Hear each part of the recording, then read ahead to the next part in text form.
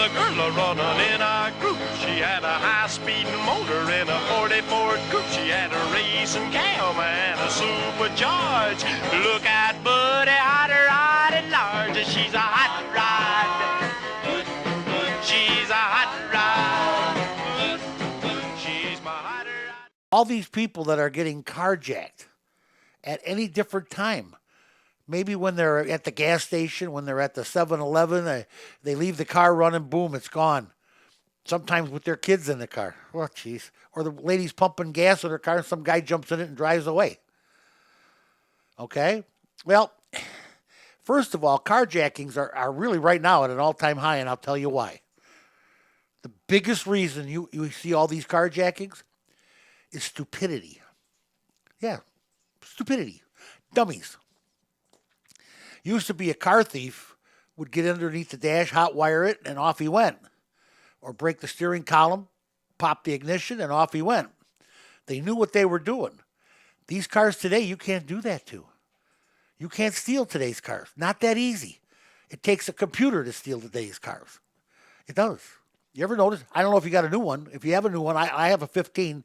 It's a fob. And all I got to do is have it in the car. And I push a button and it takes off. That's why, who do they recruit to steal cars? Young kids. They go out and they try to steal these new cars. They can't. So what do they do now? They have to give these kids a pistol and send them out and carjack, because you got to have them running. If the car's not running, they can't make it run. You got to have a computer. Now you need a genius to steal a car. Well, that's what genius is going to make his living, stealing cars. Think about this. The reason they're carjacking you is because they're too stupid to steal your car. And the car is smarter than they are. Okay? And that's a fact. Some things you can do. Here's what I do.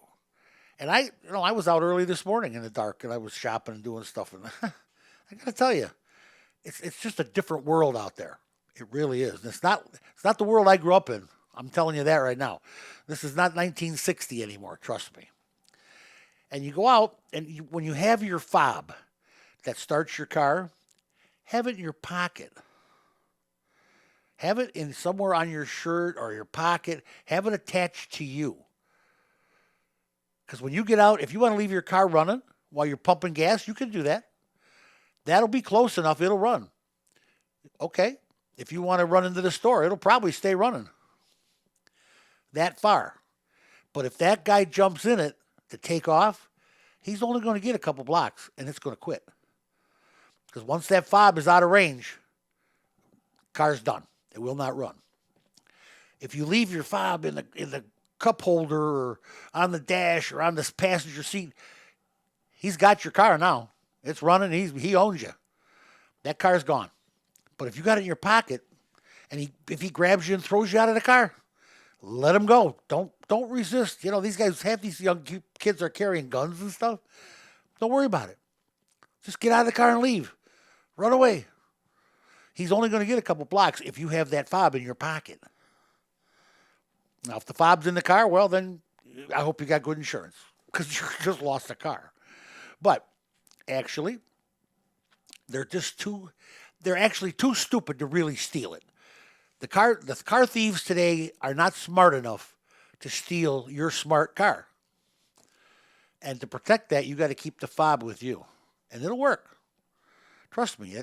Unless you're carrying a machine gun around with you, you just don't argue with these guys. Just give them the car, but keep the fob in your pocket, and you can get it back. They can't. They don't sell the cars to chop shops as much as they used to. And get them out. They don't get much for them. I mean, some of these kids are stealing cars for $200 a car or $500 a car. And they're stealing a $30,000, $40,000 car just to get enough money to whatever they do. And the chop shops, it's not like it used to be. It's not a big deal. Half the time they're stealing your car so they can go commit a crime, or they can have joyride, or they need to go somewhere. They want to steal your car. And if it's running, and they got the fob, they got it. Like I say, that little thing, that little dog, it opens and closes your doors, and it's called a fob. FOB. Put it in your pocket. It'll start the car. You can walk. You can pump your gas with it running. You can walk into the 7-Eleven store, but you can't get too far away. When that guy's a block away, poof, that car is going to quit running, and he's just going to bail, and he's going to leave your car, and it'll probably be in the same shape. It's only going to be 2 blocks away, so don't worry about it. But that's why we have all these carjackings. Stupidity, dum-dums. They're not smart enough to steal your car. Isn't that cool? That's a fact. That's not a guess. I tell you what, in my day, when I started in this business, I could have hot-wired a car in 3 seconds. I could steal your car in under 30 seconds. I guarantee I could steal your car in under 30 seconds.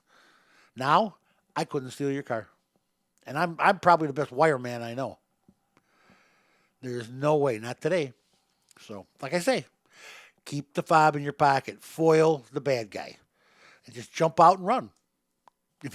Don't argue with him. He's got a gun, for God's sakes. Don't argue with him. Just jump out and run. He's not going to get far, and you'll get your car back. And that'll save some of this. Good morning. Good morning, sir. Say, just as a counterpoint to your key fobs, they were just showing this week over in Europe, there's an app now that can be purchased for your phone, and the cars that do have the keyless ignitions are easily stolen. It's an app, they put it on their phone, they showed them walking up to a car with their phone, started the car, and drove away. Their phone is now the key fob. Oh, wow. Another genius. Now, see? Now, that takes a genius to steal a car today. Yeah. Yeah, so yeah, they can easily do it, and it's just a matter of you purchase the app, and they said it's readily available now. Oh, my. I did not know that, caller. Let me just tell you, that is amazing.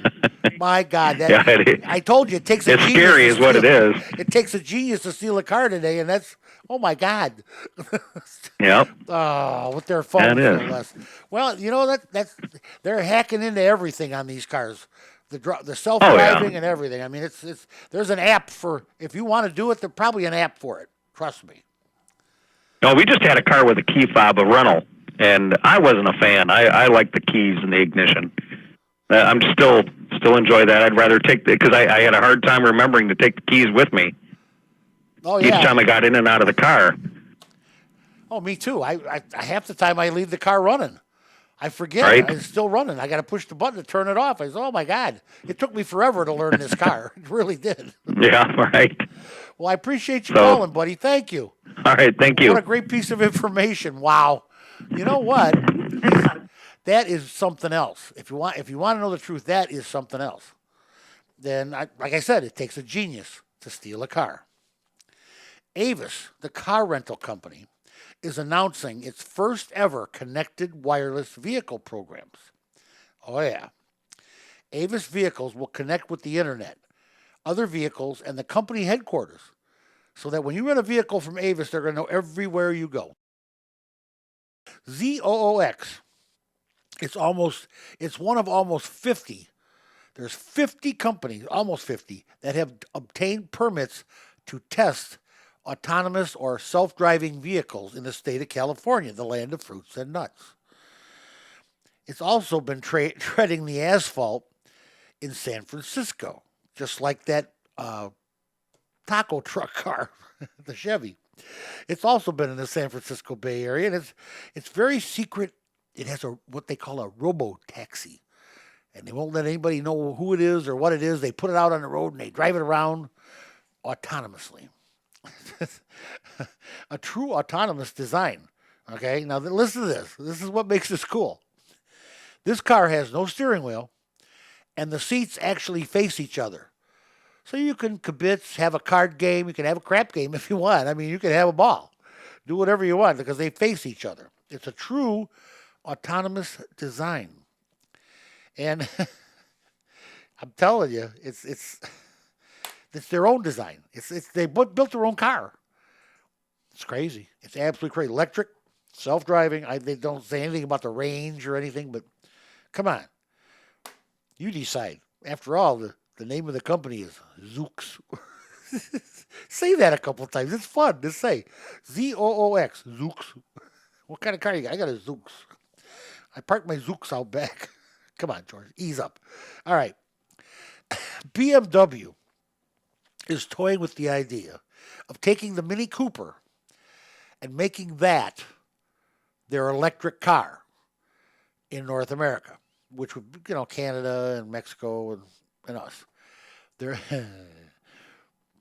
this Mini Cooper, if you think about it, first the Mini Cooper was going to be the revolutionary miniature car, big gas mileage, really great, little 4-cylinder engine, 2-cylinder. They were going to really just, blow everybody away, and it didn't do anything. So then they decided to make a performance model out of it. They put a V8 in this little thing. Picture, if you will, taking your refrigerator, laying it on its back, and stuffing a V8 engine in it. Okay? Whoa. This baby is small and full of power. But nobody bought that either. Okay? So BMW said, well, we're either gonna can this Mini Cooper job, or we'll make it our electric car in North America. They never made it with anything else, so why not try? I mean, hey, you want to try something? Try it. That's far be it from me to discourage anybody to try something, but I don't know. They tried Mini Cooper is not the car to do it with. It's too small. Nobody can fit in one of them. I know I can. Let's put it that way. Subaru, hoop-de-doo for my Subaru. Subaru has announced this week that it will invest $140 million and create 200 more jobs in its Lafayette, Indiana plant. It's the plant where they're going to build their, let's see what they call this thing. It's called Ascent, A-S-C-E-N-T, the Ascent. In 2019, that's where they were, in Lafayette, Indiana. They're going to rebuild that plant, create 200 more jobs for out there in Lafayette, and they're going to build this new Ascent, which is the largest Subaru vehicle ever built. It's an SUV, and it's going to probably be the size of the Ford Edge or whatever. Subaru's always built little stuff. Always. Now they're going to build a big one, all right? Pretty good size one, actually. I saw pictures of it. It's not bad. All right. The story that galls me, okay? And there are times when I just get galled, all right? The car business is not exactly fun all the time. The shakeup is on at the UAW headquarters. You remember the story about the UAW guys, some big head honchos from the UAW and some head honchos from FCA Chrysler, taking their training money, the money that the union pulls out of, and sets aside for training, and the corporation sets aside for training, and I believe the government kicks a little bit in here too. So there's government money, UAW money, and Chrysler money in this bank account for training new hires, people for the plants, and that's what the UAW does. They train people to be good employees. Well, these guys, the fat cats at the UAW and the fat cats at Chrysler, decided they're going to take that money for themselves. Buy cars and houses and cabins on the lake, and they pilfer the dough. Well, now there's a $4.5 million federal probe into union officials and Fiat Chrysler executives. Okay? Well, now here's what happened at the UAW, and this is a first. The UAW, instead of electing their top vice president, usually when the time comes, it's time for a new president, we take the first vice president, the guy we've been training to be the president all for years, 1 or 2 years, whatever, and we're going to put this guy up there and make him the president of the UAW. They didn't do that this time. I'm wondering maybe he was involved. I don't know. They reached down deep into the bowels of the UAW and pulled out a regional director. Some guy from Kansas City. His name is Gary Jones, believe it or not. And he's also a CPA. I wonder what the shakeup is for here. They went against tradition. They did not promote the vice president. They reached down, got a regional director from Kansas City, pulled him up and said, we're putting you up for president, and you're going to straighten this mess out. That's what happened at the UAW. And it's Chrysler's to blame too. And now it turns out these same fat cats, they have alleged problems with Ford and Chevy and training monies also. Just not right. This is what we count on them for. And it wasn't the union as a whole. It was probably just a few guys that broke away or didn't break away, but they bad apples. And they already are under investigation with Chrysler, and Ford and Chevy are right behind them. You know, we go back to the old George isn't. He's not pro-union. He's not anti-union. I'm pro-union employees and training and union people, the rank and file. I am anti-fat cats. I have always been anti-fat cats, and that's just the way it works. I'm sorry. They don't get me started. But anyway, you know the story, and I think it's kind of cool that they reached down deep and got a guy above reproach. I mean, this guy supposedly he's the cat's meow. This is the guy they want. He's a CPA, and he's going to straighten out this mess at the UAW. God bless him. Good job. I hope it's going to be a tough job. It's not going to be easy. Say goodbye to the Ford C-Max Hybrid and the C-Max Energy models. That's a plug-in hybrid. They simply did not sell. Ford couldn't they're loaded with them. They can't get rid of them. You want to buy one, you probably buy it cheap now. But they're going to quit making them. They're in a class, if you think about it, the class that they were in included the Toyota Prius and that Euro-style MPV. I mean, how are you going to compete with those guys? Prius has been the king of the hill for quite a while in that plug-in hybrid range and that kind of thing. Plus, it turns out, the advertised miles per gallon that they put out there for the Ford C-Max Energy and the plug-in hybrid and the C-Max Hybrid, turns out it was a little bit exaggerated. Turns out the mileage wasn't what it was supposed to be, and next thing you know, they have to start paying fines. Not good, but what are you going to do? Hey, it is what it is. That's it's an old saying. It's not an old saying of mine. It's just an old saying.